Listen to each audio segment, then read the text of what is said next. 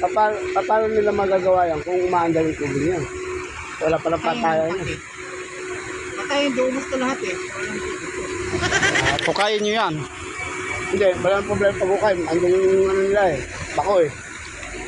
Madaling mahukay yan eh. Ika lang yan. Kung gaano kahaba yung papalitan mo, idudugtong nila doon. Kung nasa yung dugtungan yan. Size yan. Size yan. Walang Size ang ano dyan. O size ba o utso? Size, Parang utso yata eh. size 8. Alam ko dito, size na lang dito eh. Yung malapit yan kasi wala na masyadong bahay dito eh. Yung dito, 8 eh. Ayan mga idol oh. Binakbakan ng Eh, pag sundan sa ano na ito. kasi amoy, anong, Bugalwak ang tubig. oh, pakita mo. Maganda niyan, lakihan nyo na ng hukay. Tapos ano. Hukay, ano na, ano? Oo.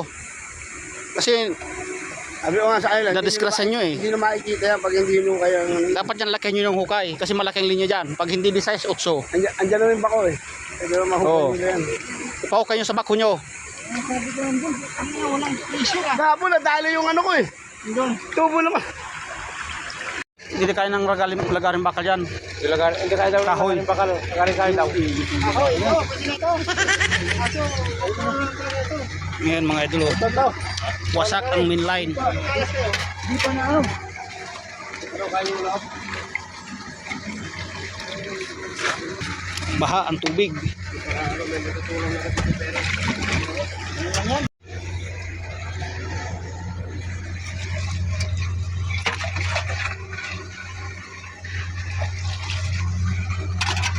So, nahukay nyo pala na ito dati, kung ganon.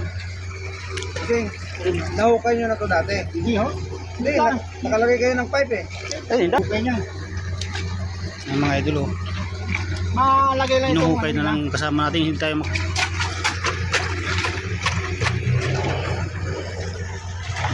Alam ka na sa Raul. Ayan mga idol oh.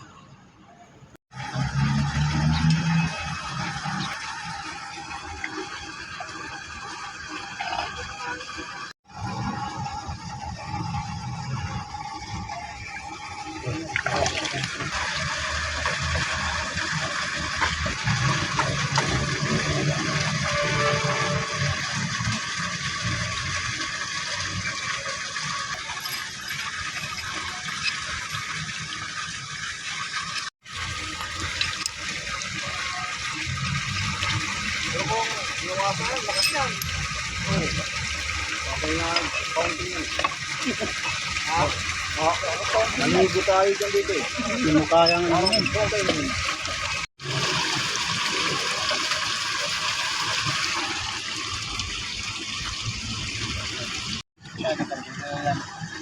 Sabi pa rin na tayo mga oras na. Hiling niyo po daw. Hindi ko ako palaro. Nakabot na ba dito may irot? Baka nasin na. Batuan lang sa ko.